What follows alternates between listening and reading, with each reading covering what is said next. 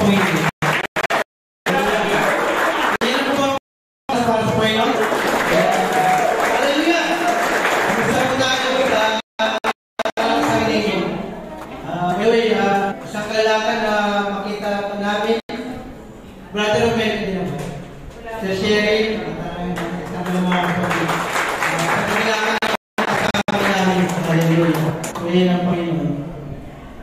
Bago po tayo sumula, tayo muna po manalangin. Hallelujah. Diyos, naman namin makapunyayan sa lahat. Pinupuri ka namin, Panginoon, pinapasalamatan sa nakarang isang linggo na ingatan niyo pang bawat isa, Panginoon, sa kagalingan na pinagkalog niyo, Panginoon, sa hallelujah, sa kalakasan, provision, hallelujah, guidance and protection mo sa bawat isa, Panginoon. At sa oras ng Panginoon, nihiling po namin, Panginoon, ng patnubay ng iyong Banal na Espiritu ang siyang manguna, Panginoon, sa aking pag-i-speak, Panginoon. Nawa, Panginoon, let us fix our eyes on you, Panginoon. Ikaw po siya makita, Panginoon. At pagpalain po, Panginoon, ang iyong message, Panginoon, sa araw na ito, Panginoon. Bigyan niyo po, Panginoon, ng power, Panginoon, wisdom na mula sa iyo, Panginoon. Maraming salamat at nawa, Panginoon. Matutunan namin, Panginoon, buhay, Panginoon, ni Joseph the Dreamer sa araw na ito, Panginoon. Nawa, marami po yung matutunan, Panginoon, sa kanyang buhay, Panginoon. Maraming salamat at humingi, Panginoon, ng kapatawaran sa aming kasalanan, Panginoon. Nawa po, Panginoon, maging karapat-dapat po kami sa iyo. Maraming salamat sa iyo, Panginoon, ang sa pagpupuksamba, tayo pangalan ni Jesus. Amen.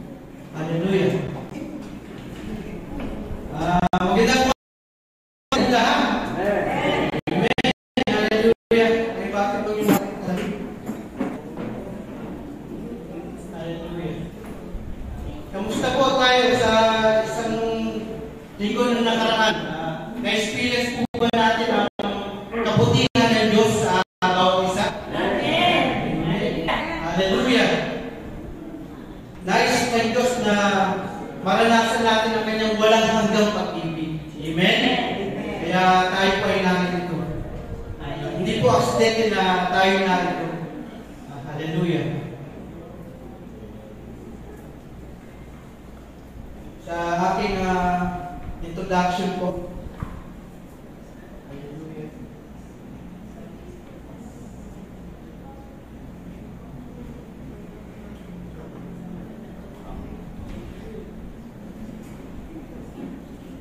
sometimes God's plan seems so unclear. Kaya kung titingnan natin ito sa mundo, lalabas ang marami nating tanong. Bakit ako? Sana siya na lang. Baka sakali, paano kaya? Ano kaya? Kailan kaya? At marami pang iba.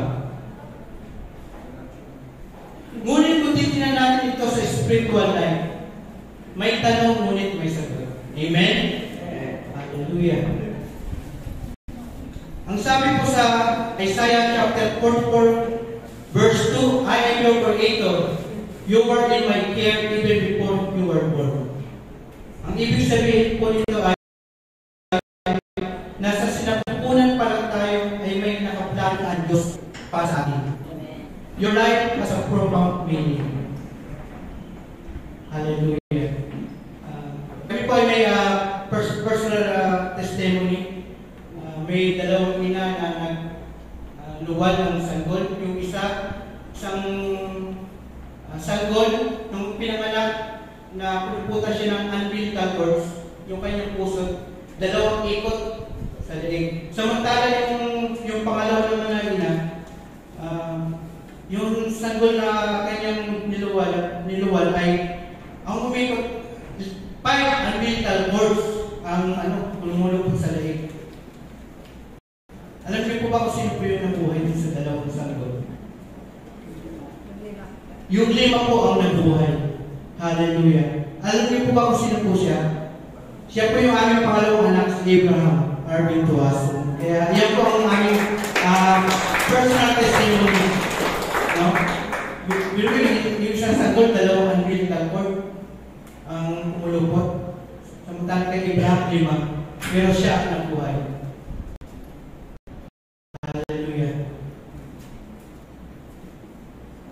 We are preserved for a purpose. Amen. Hallelujah.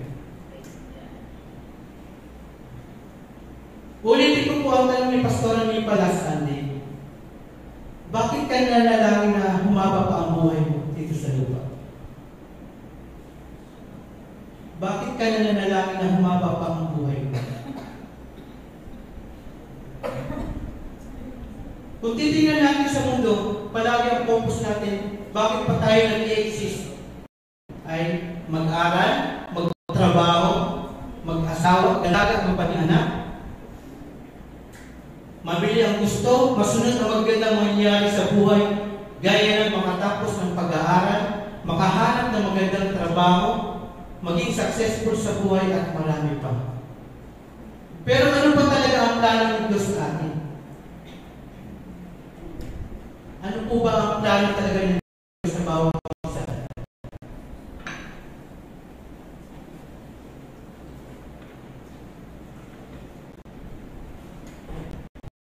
Next slide. Ayan po ang ating topic for today. You are preserved for a purpose. You are preserved for a purpose. Ang tip po natin ay, you had an accident to experience God's love and favor. Ang text po natin ay matatagpuan sa Genesis, whole chapter 45. Hallelujah. Ang main character po natin for today is walang iba kundi si Joseph the Dreamer. Joseph was 17 when he went to Egypt as a slave. Sino po nakakalam sa story po ni Joseph the Dreamer? Amen. Okay. Salamat. Hindi na pugaan ni ano pa. Hallelujah. As I said, Joseph was 17 years old when he went to Egypt as a slave. Joseph was 30 years old when he became a ruler of Egypt. Joseph revealed his identity to his brothers in the second year of the year of famine. Mga characters po sa Genesis chapter 45, si Joseph, Jacob's son with Rachel. Joseph 11 brothers. Pharaoh, the king of Egypt. Jacob, father of Joseph and his 11 brothers. Saan po ba ito nangyari? Joseph's brothers traveled from Canaan to Egypt to buy food during a famine. Joseph invited his family to leave Canaan and move to Goshen. Yung Goshen po ay isang lugar na maganda po sa Egypt. Yan po ang balik outline po ng chapter 45. Yung una po, Joseph revealed his identity to his brothers. Pakita po natin yan sa chapter 45 verse 1 to 8. May tulad na niyo po kung masahin.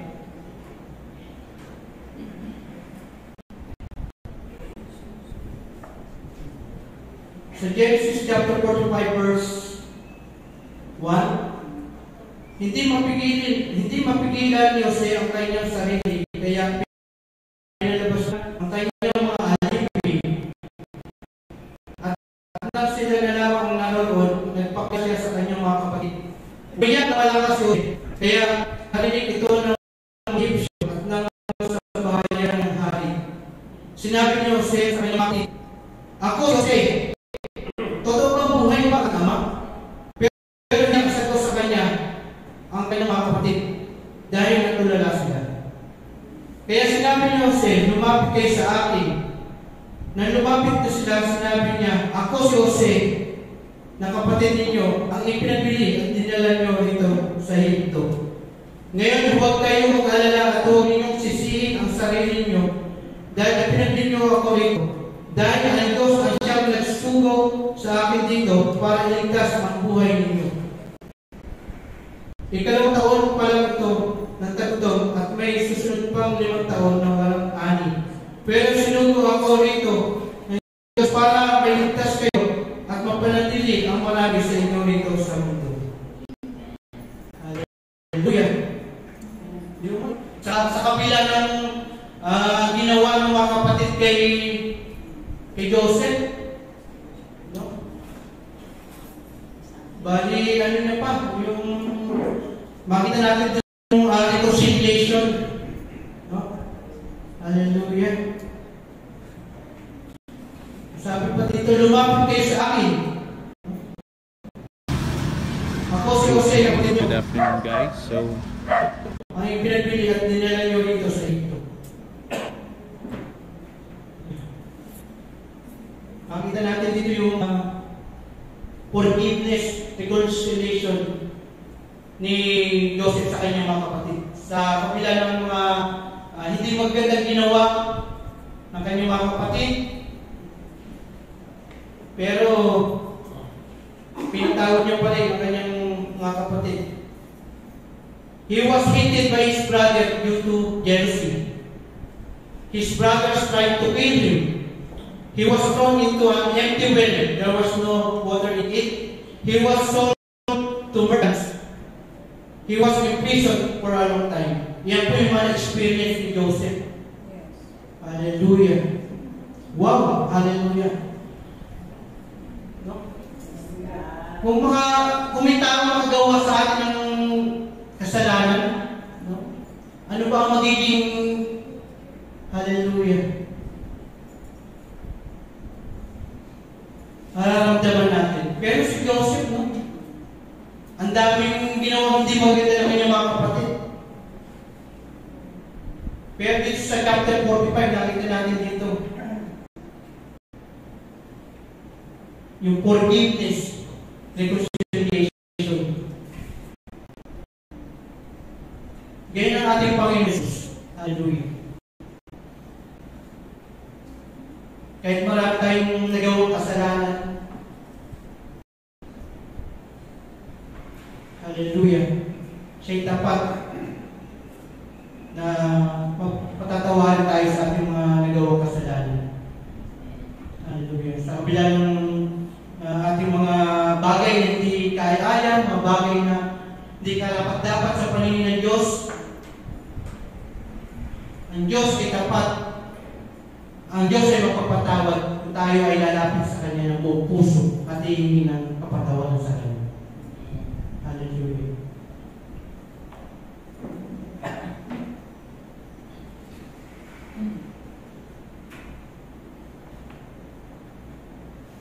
Next, Joseph invites his family to live in Egypt. Yan po ay matatagpuan sa verse 9 to 15.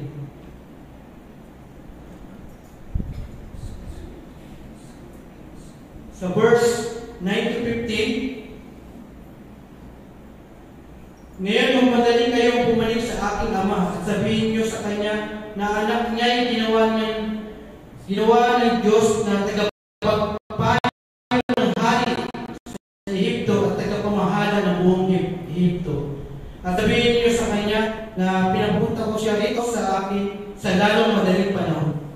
Sabihin niyo rin sa kanya maaari siya sa lupain ng Goshen kasama ang kanyang mga anak at mga apo, mga hayop, at ang lahat ng ari-arian niya, para malapit siya sa akin. Alagaan ko siya rito sa Goshen dahil may darating pa 5 taon na tagutom. Ayaw ko magutom siya at ang kanyang sambayan, pati ang kanyang mga hayop. Sa 12, nagpatuloy si Jose sa pagsasalita. Ngayon alam niyo na, magiging ng kapatid ko si Benjamin na talaga ako si Jose na nakikipag-usap sa iyo. Sabihin niyo sa akin, Ama, na tungkol sa karangalan na kami ko rito sa Ehipto at ang lahat ng nakita ninyo tungkol sa akin at dalhin niyo siya agad dito sa akin. Hallelujah. Dito sa verse 9 to 15, ito sa kanya, ito sa ninyo, sa kanya mga kapatid na papunti talaga ang kanyang ama sa makita, dahil malaman niya ng buhay ang kanyang ama. Hallelujah.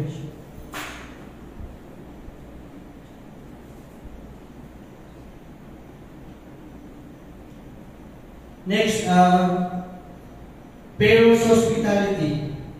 Yan naman po ay matatagpuan sa verse 16 to 20.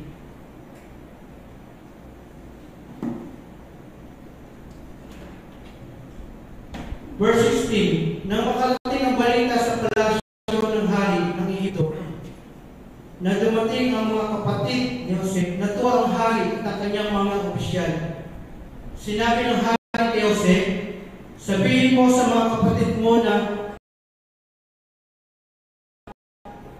karagahan nila ng pagkain ng mahayop nila at bumalik sa lupain na dahil ang kanyang pamilya, dahil ibibigay ko sa kanila ang pinakamagandang lupain sa Ehipto at matitipan nila ang pinakamagandang ani nito.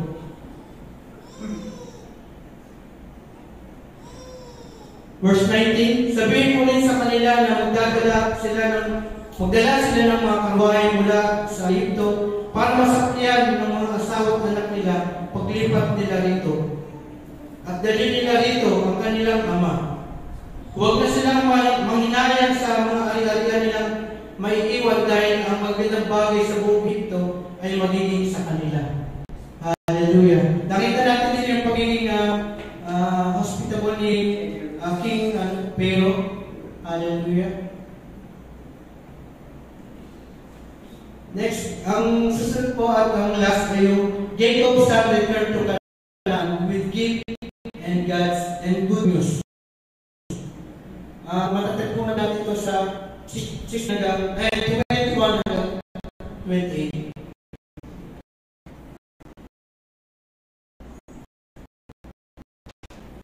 So verse 21, ginawa ko ito ang binigyan niyo siya ang mga kapatid niya ng mga karwahe at pinabaunan ng pagkain sa kanilang paglalakbay. Binigyan din niya ng bawat isa sa kanila ng damit, pero ang binigay niya kay Benjamin ay 5 damit at 30 pirasong pilak, 300 pirasong pilak. Pinadala din niya ang kanyang ama ng 10 asno, may mga kargang mula sa Ehipto. At sa mga asno na may mga kargang trigo, tinapay ang mga bago ng kanyang ama sa paglalakbay. Napinalis na niya ang kanyang mga kapatid. Sinabi niya huwag silang mag-aaway sa daan. Kaya umalis sila sa Ehipto at pumunta sa kanilang ama sa Canaan. Pagdating nila roon, sinabi nila sa kanilang ama na buhay pa si Jose at siya pa ang tagapamahala ng buong Ehipto. Natulala si Jacob, hindi siya makapaniwala.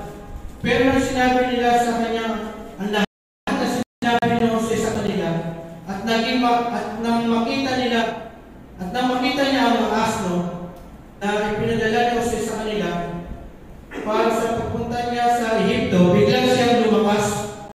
Sinabi ni Jacob, naniniwala ako, ang anak kong si Jose ay buhay pa. Pupuntahan ko siya bago ako mamatay.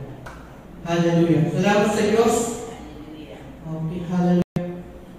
Bali, chapter 45, verse 1 to 28. Yan po yung pinaka-climax ng story po ni Joseph the Dreamer, kung saan nagpakilala na si Joseph sa kanyang mga kapatid. Hallelujah. Next slide po.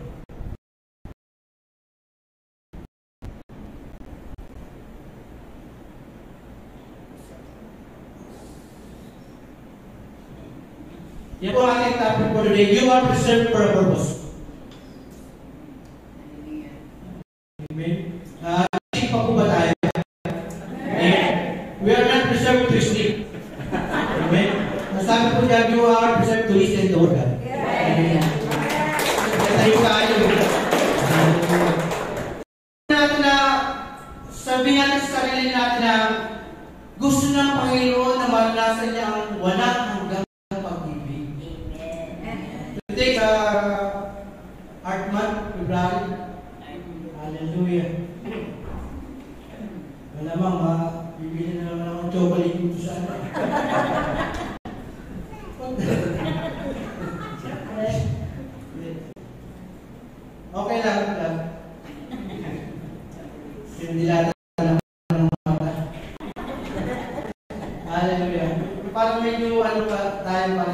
masyadong seryoso.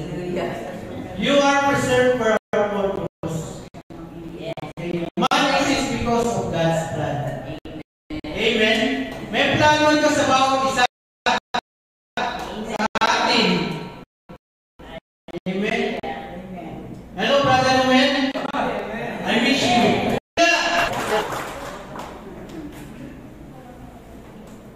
The very reason that you are alive is because the Lord has a certain purpose for us. Hallelujah. May purpose ng Diyos sa bawat isa. May purpose sa Panginoon. Kaya nandito tayo. Amen? Hallelujah.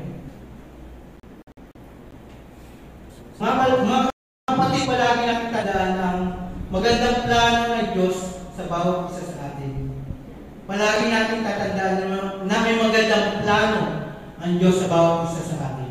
Amen. Iyan po parati natin tatandaan. Ayaw ng Diyos na mapahawak tayo. Ayaw ng Diyos na mapalusahan tayo. Ang gusto ng Diyos, malanasan natin ang kanyang walang hanggang pag-ibig. Kaya huwag kang matulog. Hallelujah. Amen. Saka ito po yung tanong, ito pwede natin itanong no? Sa pag-ising natin sa umaga. What is the reason why you are wake up every morning? Yung pag-ising natin sa umaga, isang malaking pagpapala na sa Panginoon. Amen. Mahirap yung mas gusto ko na yung may isa magazine. Next, Joseph was able to finish the call of God in spite of trials happened to him. No? Maraming pagsubok ang pinagdaanan ni Joseph, pero napagtagumpayan niya dahil andun yung tulong ng Panginoon sa kanya. Diba? Kaya kung meron tayong sa buhay natin, kung nakakaranas tayo ng problema, natatanda natin na yung problema, mas malaki ang Diyos mo yan. Diba? Amen. Mas malaki ang Diyos natin problema.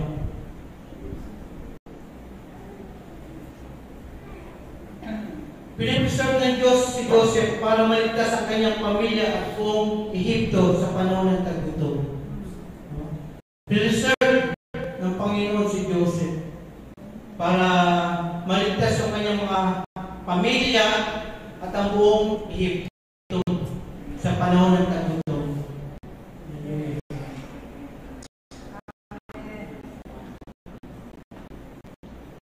Pero wala pa namang gutom ngayon. Wala pa namang sasis. Pero nag-time po yung story ni Joseph the Dreamer. Kung hindi nyo naintindihan, malamang natutulog ka.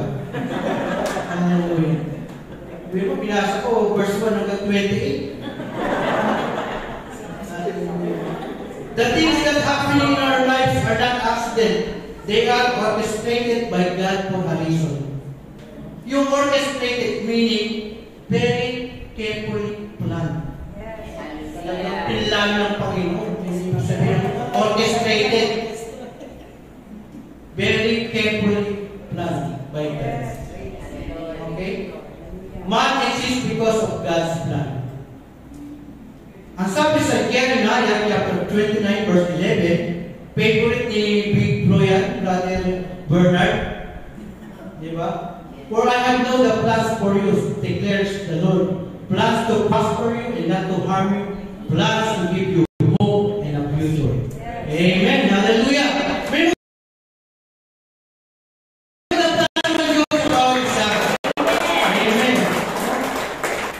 Dineclare ng Panginoon yun. Diba? Hindi naman dineclare ng tao. Ang Diyos ang dilim. Amen. Next. Events of our lives are permitted by God. Yung mga events na nangyayari sa ating buhay ay may pahintulot ng Diyos. Amen. Joseph was suffered for many times even though he is not doing mistake nor sin. Walang kasalanan si Joseph pero nakulong siya. Nakulong siya ng mahabang panahon. Kasama kasama sa plano. No? Sa buhay natin, hindi puro saya. No? Darasin tayo ng mga pagsubok. Diba?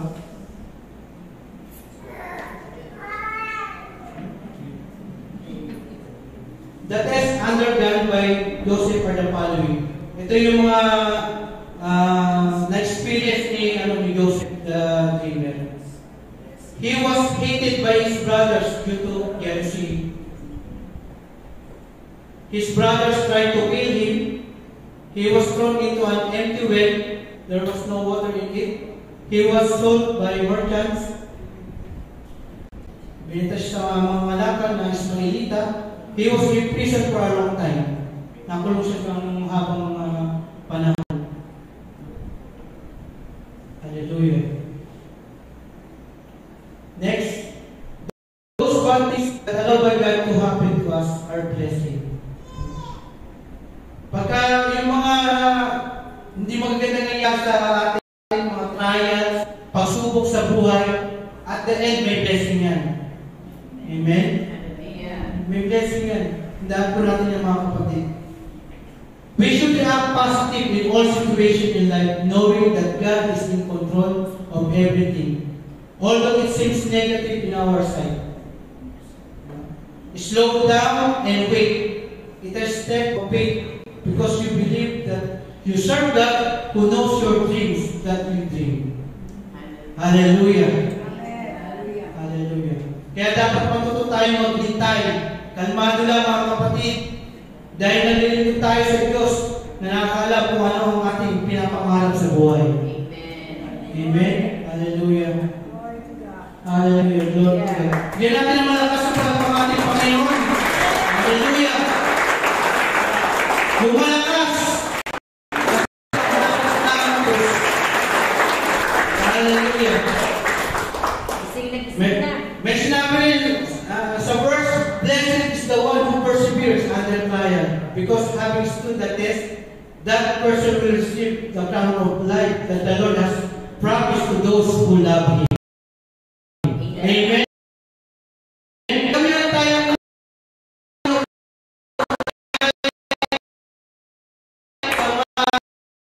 pagka napagtagumpayan natin yung pagsukan isa. Amen. Hallelujah. Kaya dapat matuto tayong maghintay. No? Sa mga wala pang ano dyan, boyfriend, mag-girlfriend, matuto kayo maghintay. May nakalaang magandang plano. Wow. May magandang plano ng Diyos sa inyo. Ang pili nyo yung Christian. Amen? Christian, ang pipili natin. Hallelujah. Sa mga ano dyan, mga kabataan dyan, no? Piliin natin Christian.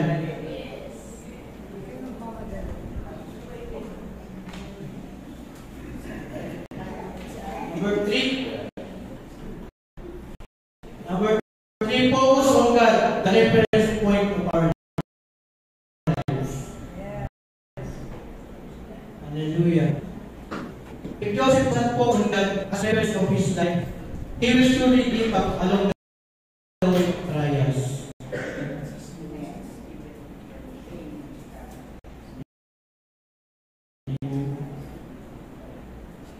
The life story of Joseph is one of a kind. It totally teaches us to be patient,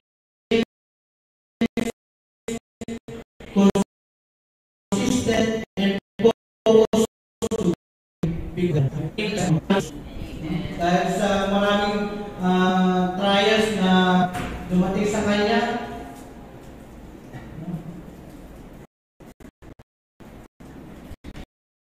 tinukso pa siya ng asawa ni Potiphar, pero nakita natin doon yung integrity niya, no? Yung integrity niya sa kay Potiphar, hindi siya nagpapasok.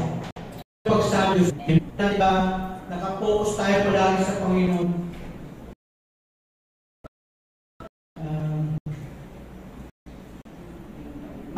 nalalayo tayo sa mga kasalanan, sa mga tukso.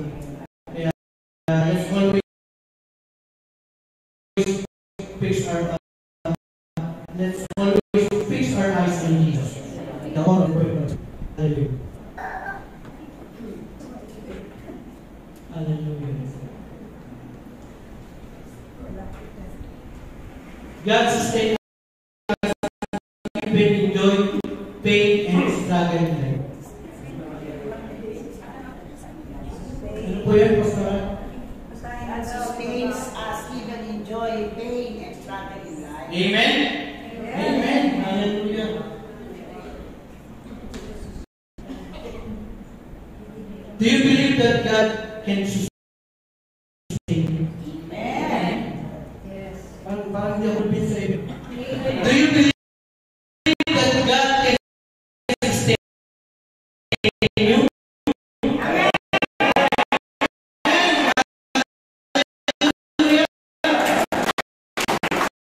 Your heavenly Father promised about what to go through. He will find you. He understands where you are. Whether you're looking for strength, comfort, protection, assurance, wisdom, and peace, God promises that He will provide all your needs. Amen. Hallelujah. Hallelujah.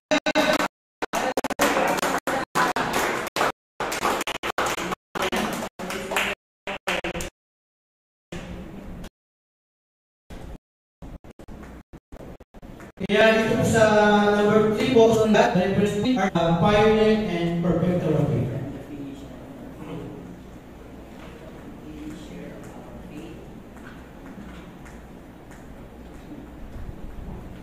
Kaya mga magulang at kapatid, alam niyo po ba kung bakit we are still preserved by God till now?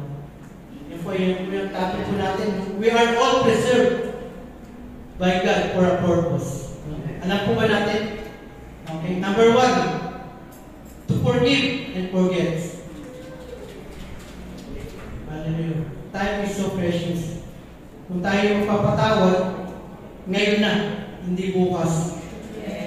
Kasi baka yung tao na mawala na sa mundo bukas, wala na reconciliation, wala na forgiveness. Diba? Kaya time is so precious. Like Joseph, no? Pinatawag niya kanyang mga kapatid sa kabila ng hindi magagandang ginawa sa kanya. At the end, nagkaroon ng forgiveness and reconciliation sa family. Wow, saan diba? Kaya sa pamilya, napaka-importante na meron tayong magandang relasyon sa bawat isa. No?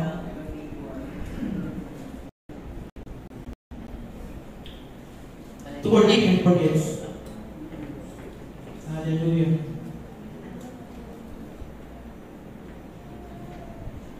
Kaya mga magulang kapatid, tawagan natin yung mga tao na nakasala sa atin. Dahil kung ano ay may patawad sa atin. Hallelujah.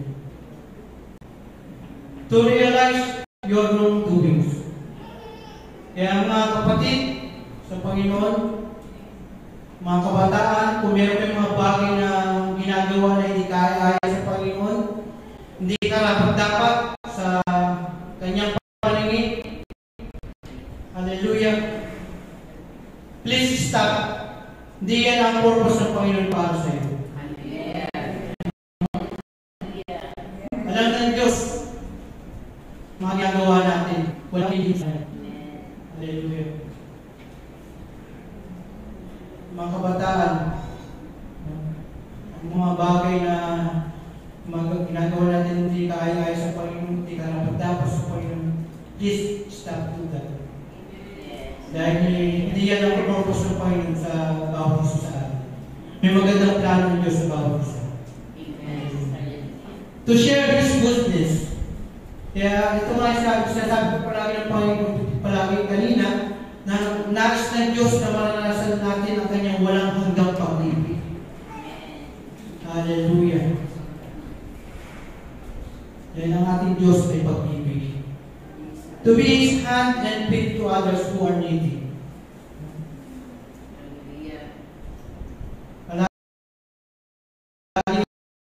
nating tatandaan sa ating pagtulong sa kapwa, malaki nating dahil sa hallelujah, siya ang mabigyan ng kalwalhatian sa ating pagtulong sa kapwa. Hallelujah.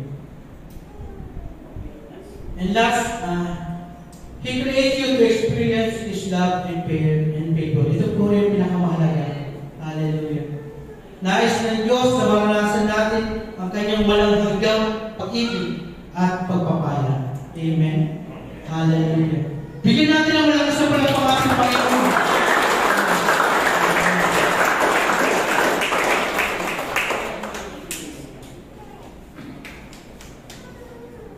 Pakibalik na po sa number 1. Karoon na tayo ng konting recap.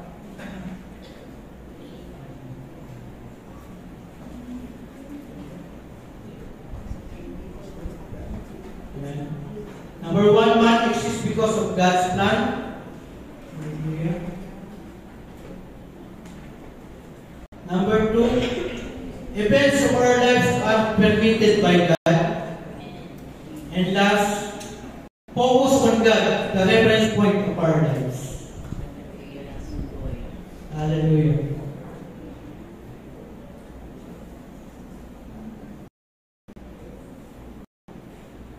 Kaya mga kapatid at mga magulang at kapatid, alam niyo ba bakit you are still preserved by God till now? Forgets to realize your wrongdoing, to share His goodness, to be His hand and feet to others who need, and that He creates to experience His love for you. Hallelujah. Ngayon po ay dadako na po tayo sa ating conclusion. Masaya po ba kayo? Amen. Brother Edwin, bakit hindi masaya? Are you with us?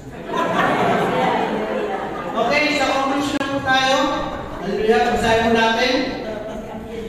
Put your whole trust in the Lord of your salvation because He knows your future. Things happen in our lives, good and bad was allowed by God. So we can be a blessing to others. Be patient on your current situation, knowing that it is not your final destination, but just a procedure so you can fit enough to the calling of God in your life. Amen. Hindi natin ang malakas ng palakpakan ng Panginoon. Hallelujah!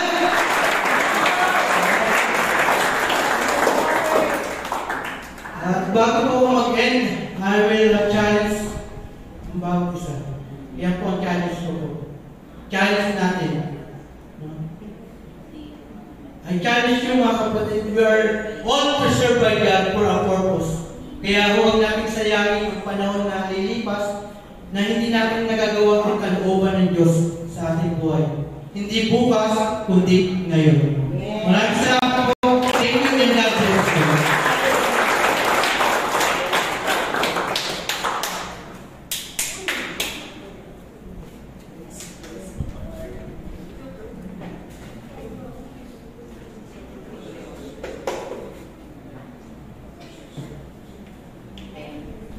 Mas malakas na palakpak sa Panginoon.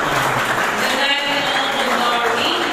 Salamat sa Panginoon sapagkat lalo po natin nakikita yung purpose ng Panginoon sa buhay mo natin. Alam niyo po, hindi na po magdadagdag daw sa kanya. Naalala ko lang si Joseph Conte, bakit siya tinawag Joseph the Dreamer?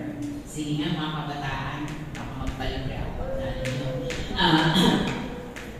And then that's the Andrew. Wala pa akong question. Okay. So, alam niyo po ba, nagsimula po yun si Joseph kaya tinawag the Dreamer.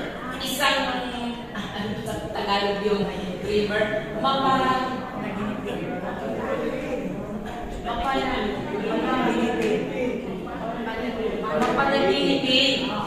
At alam niyo po, isa sa panaginip na nagbigay ng dahilan kung bakit po ang kanyang mga kapatid ay nagalit talaga sa kanya. At maging ang kanyang mga magulang ay nag-question. Alam, di ba alam natin yun, Pastor Irene? Sigurado, alam po natin yun. isa sa kanyang dream, isa sa kanyang panaginip na marahil naging katanungan niya sa naging journey ng kanyang buhay. Ang kanyang dream ay ang buwan at bituin at ang buwan at ang araw ay luluhod sa kanya. Grabe naman yan ang panaginip na yan, di po ba? Marahil kung ikaw nasa kalagayan, bakit ang araw at buwan luluhod? Ang taas ng kanyang panaginip, ng kanyang dream na yon. At ang sumunod, lahat ng mga bituin lumuhod kay Joseph. Pero ang lahat ng yon, nanatiling marahil ng katanungan. Sabi ng kanyang mga kapatid, anong ibig mong sabihin? Luluhod ang mga magulang namin sa'yo? Ba, siguro kung marahil kung ako nasa kapanahonan nito, masampal na kita ng isang sampal ng mag-iisip ka sa mga panaginip mo na yun. Di ba? Ganun marahil ang setting. Nagalit ang kanyang mga kapatid. Sabi niya, at ang mga bituin, kami na mga panganay mo luluhod sa'yo? It's a dream. God-given dream na may purpose and plan. Pero yung lahat ng purpose na yun, marahil hindi po nakita ni Joseph. Ano ba naman itong mga pinagdaanan ko na ito? Di ba, Pastor? Pinakita niya kanya mga pinagdaanan. Grabe! Na marahil kung ikaw at ako nasa kalagayan niya, nag-murmur lahat ng nagaganap. Hindi ito pwede sa akin. Hindi dapat ito mangyari sa akin. Hindi ko dapat ito maranasan. But he remained that purpose and plan. Magandang plano ng Panginoon. Sige. Pagdating ng panahon, it was revealed by God sa kanyang kapalaran. Di ba? Minsan ganyan tayo na may mga anak na nagagalit sa mga magulang. Pero nakikita ng just imagine na ang kanyang magulang hindi po nagsalita. Di ba, Pastor? Hindi nagsalita ang kanyang mga magulang dahil alam ng magulang niya na ang nangyayari sa buhay ng kanyang panaginip na yon ay may plan na napakataas ng Panginoon. Kaya yung panahon na yon na dinidiscuss ni Pastor, ipinakita ng Panginoon yung right timing, the purpose and plan ng Panginoon, pinapangyari ng Diyos para ang lahat ng kanyang programa ipinakita na mas mataas ang plan ng Panginoon kaysa sa plan ko natin. Napakabuti ng Diyos. Pero lahat ng kanyang pinagdaanan, hindi maayos, hindi po maganda, pero pagdating ng panahon, pinatunayan ng Diyos ang kanyang dream na yon, na ang kanyang ang araw at ang buwan ay luluhod sa kanya. Ang lahat ng bituin luluhod at mangungunyaki ba? Tawag doon. Pinatunayan ko yun ng Panginoon sa tamang panahon, sa kanyang purpose at sa kanyang glory. Kaya kung tayo na narito, dapat makita mo natin ang plan and purpose ng ating Panginoon. Sa kanyang panahon, sa kanyang timing, sa kanyang oras, ipapakita ng Diyos mas mataas ang kanyang plan para sa iyo kaysa sa plan na yun sa Kanya. To God be all the glory. So, you are preserved for the purpose para i-preserve ang iyong family. So, ang purpose na yung pinakita ng Panginoon, sasagutin ni Joseph ang kalagayan ng kanyang pamilya. For God's purpose. To God be all the glory. Salamat sa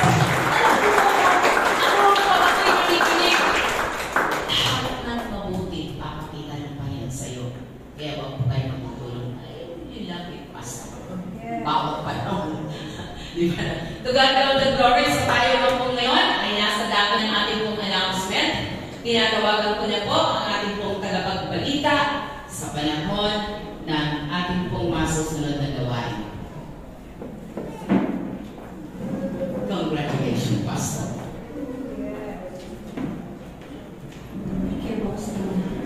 Tayo pinadako sa announcement. Sige po. Patuloy po namin yung i-invite sa ating inner service every Wednesday.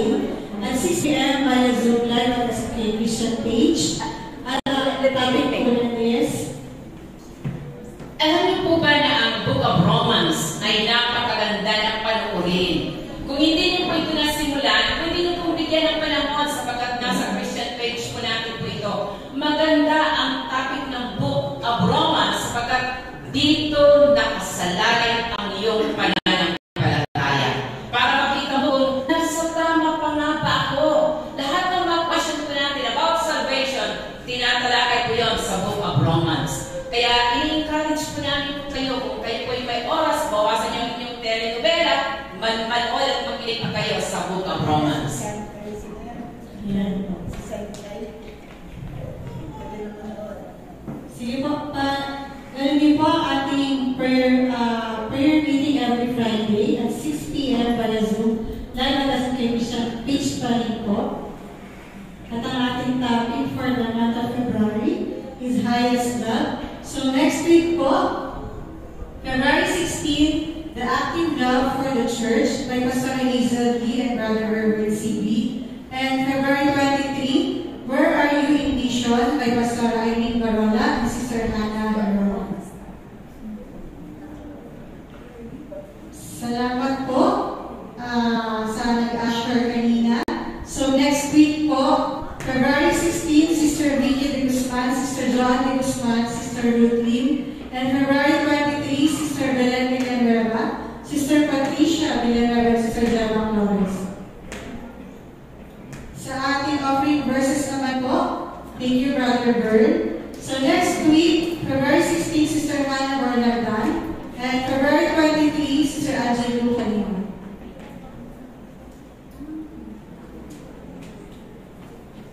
Ngayon po ang ating prayer for the sick every first Sunday of the month. Huwag po natin nakalimutan na pag-pray ang mga may karamdaman.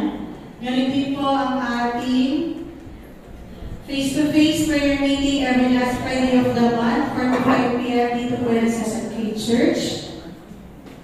Yan. Kung wala na po, ano announcement po? Hello, intercessors! Nakita naman siguro niyo yung post ko ano po sa group chat natin. After lunch, pag-usapan natin yung ating paglabas sa ating anniversary. Diyan lang na tayo sa park. Pero may mga pag-uusapan tayo tungkol sa mga prizes. Okay? So, kita tayo doon. Doon tayo pa. Thank you. Alam ko resume na activities after research pastoral Hazel.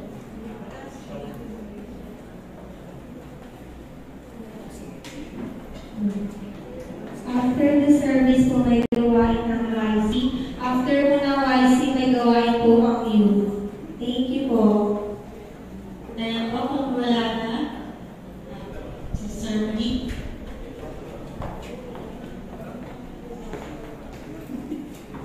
Meron pong invitation sa atin yung kay Pastora Pastora Angel po. Na-operahan po si Pastora Angel. Then, nag-invite po si CCF, yung mother church nila, kung gusto daw po natin po join. 2:30 to 4 o'clock yung Palisol for Merienda and Fellowship. Meron po kayong dance fee na 100 pesos. Then, yung iba pong snacks is process po ito para lang sa pagpapagaling ni Pastora Angel. So yun po, kung gusto niyo po mag-join, salamat po. Sige po, kung wala na po, tayo po ito may para sa ating closing prayer. Sige po, inaanap ko po sa closing prayer si Brother Angelo.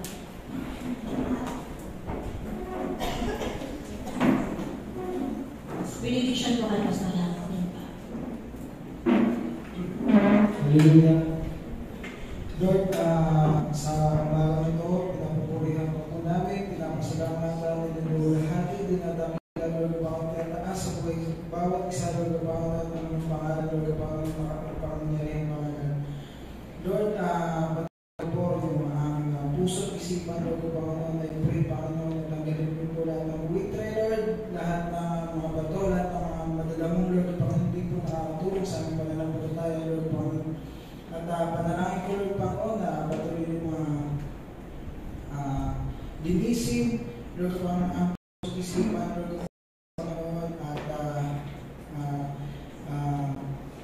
yung bigyan Lord Panginoon na matamalupang puso Lord Panginoon ang mga napag-usapan Lord Panginoon na puso ay kailan sa puso Lord, pagputin niyo, Lord, sa aming puso. Lord, pag bumahin niyo po ito, Lord, tulungan niyo po kami, Lord, sa lupa, sa buhay, Lord, ang aming narinig kami, Lord. Sa tulong po ng inyong banal na Espiritu, ng makapangyarang Holy Spirit, Lord, pang sa aming buhay. At Lord, pananahin ko po sa aming panandaliang paghiwa-hiwalay, Lord, Panginoon, at pananahin ko, Lord, Panginoon, mga pamilya, Lord, Panginoon, mga magulang, mga kapatid, Lord, mga pamangkin, Lord, Panginoon, mga apo, mga buhay, Lord, Panginoon, patuloy po mabuti, Lord, Panginoon, hindi lang po kami maligtas, Panginoon, kung hindi po sila, Lord, Panginoon.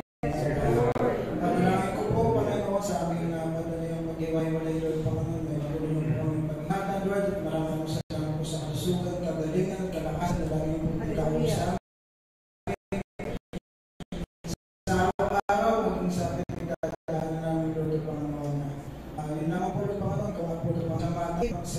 Nakilang makapangyarihan pangalan namin, Panginoon, ng Panginoon, Kristo Jesus, Jesus name we pray. Amen.